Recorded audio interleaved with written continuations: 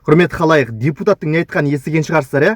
Депутат Бақытжан Базарбек ағамызға 900 мың теңгеден асатын айлығы жетпей, жалақысы жетпей, 900 мың теңгеден асатын жалақы алады екен. Жалақысы жетпей, әйелінен жұмыс істеуді сұраған. Яғни отбасын асырауға 900 мың теңгеден асатын жалақы жетпеген. Енді қараңыздар.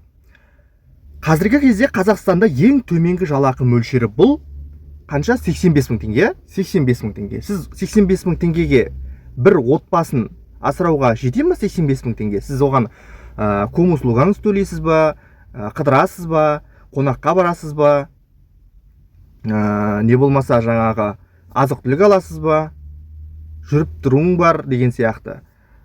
Отбасын асырауға 85 мың теңге жете ме өзі? Осыған байланысты видео шығарған кезде қаншама комментарийлер жазылып жатты. Расында да Қазақстанда қазіргі кезде шын айту керек, 85 мың теңге отбасын асырауға жетпейді. 2026 жылы азық-түліктің бағасы одан сайын қымбаттады, неше түрлі азық-түліктің бағасы қымбаттап жатыр. Басқа да тұтынатын тауарлардың бағасы қымбаттап жатыр, құрылыс материалдарының бағасы қымбаттап жатыр. Енді айта берсе қымбатшылық қайда барсаңыз да. Енді қараңыздар, депутаттың айтып отырған әңгімесі осы.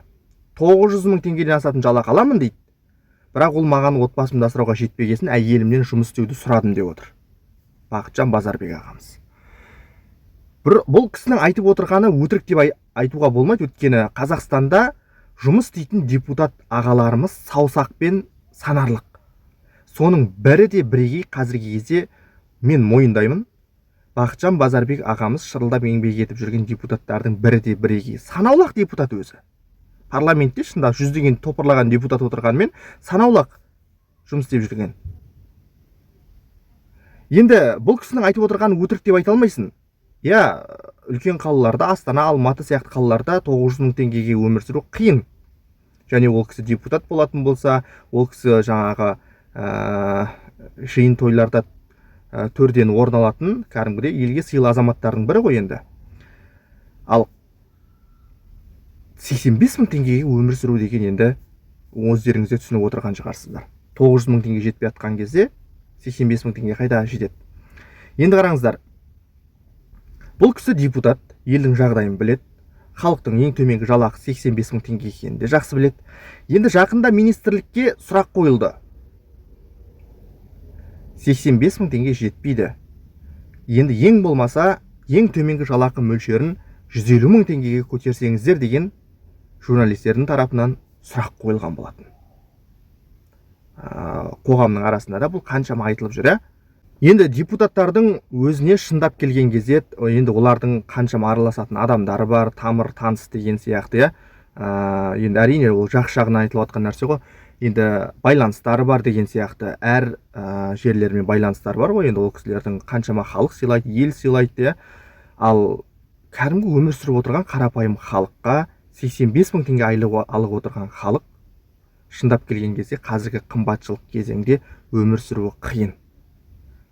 Сондықтан биліктегілер осы мәселені қайтадан қарастыру керек сияқты.